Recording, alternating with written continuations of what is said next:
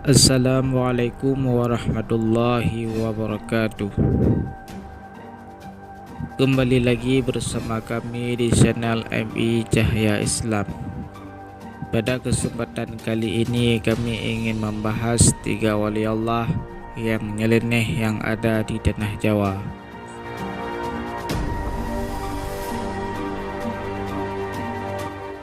Tapi sebelum lanjut, jangan lupa like, komen dan subscribe channel ini agar terus mensyiarkan syariat Islam dan share kepada kawan-kawanmu supaya mereka tahu apa yang kamu tahu. Al-Quran telah menjelaskan wali Allah memiliki arti orang yang beriman dan bertakwa. Allah juga telah menyebutkan ciri para walinya di dalam firman-Nya. Ingatlah, sesungguhnya para wali-wali Allah, mereka tidak merasa takut dan tidak pula merasa sedih, yaitu orang-orang yang beriman lagi yang bertakwa. Surat Al-Yunus ayat 62-63. Berikut ini adalah para wali Allah majzub yang 2 di antaranya ada di tanah Jawa. Untuk diketahui, wali majzub merupakan salah satu tingkatan wali yang memiliki sifat jaz. Istilah jaz ini mungkin bagi sebagian orang yang awam yang belum mengetahui dunia atau ilmu tasawuf masihlah sangat asing terdengar. Sifat jaz dalam kehidupan sehari-hari boleh dikatakan sifat yang nyeleneh yang terkadang cenderung seperti orang yang kehilangan akal sehatnya. Wang Sehan atau Habib Syekhun bin Mustafa Al-Bahar.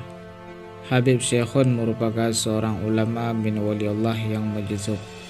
Kelakuan yang sering diperlihatkannya memang aneh-aneh dan ganjil, seringkali di luar kebiasaan manusia, yaitu khariqul adat bagi pandangan mata awam. Salah satunya ketika Habib Syekhun menghadiri peringatan Maulidin Nabi SAW pada saat Mahadul Qiyam sedang berlangsung.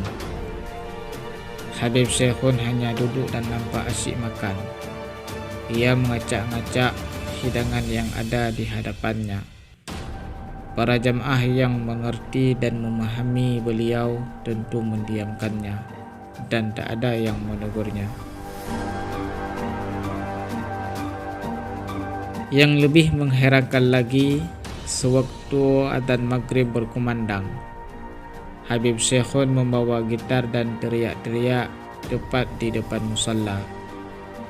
Ini kelakuannya pada saat jamaah akan melangsungkan salat maghrib.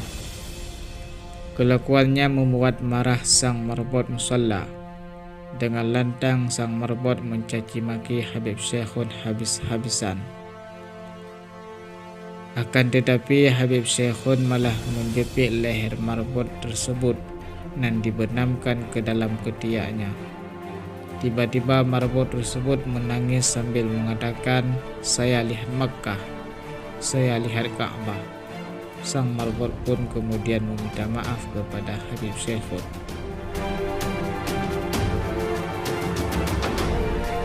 Habib Ja'far bin Muhammad bin Hamid bin Umar Al-Kaf, waliullah dari Semarang. Yang satu ini berpenampilan nyentrik dengan rambut gondrong, memakai kemeja, celana bahan, sandal jepit dan kopiah hitam. Kuku jari tangannya dibiarkan panjang. Habib Ja'far bin Muhammad Al-Kaf mempunyai kebiasaan membuang uang ratusan juta hingga miliaran ke lautan. Ia lahir di Kudus. Rumah kediamannya yakni di desa Demaan, kota Kudus. Yang membimbing Habib Ja'far adalah Nabiullah Khidir Balia bin Malkan. Uniknya, Habib Ja'far tidak dikarunia sifat lupa.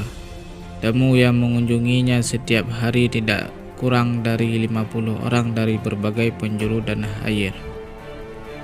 Namun kalau kita sudah pernah menyebutkan satu nama kali saja, Habib Ja'far akan selalu mengingatnya. Ia tidak akan melupakannya meski kita tidak pernah bertemu lagi dengannya hingga bertahun-tahun.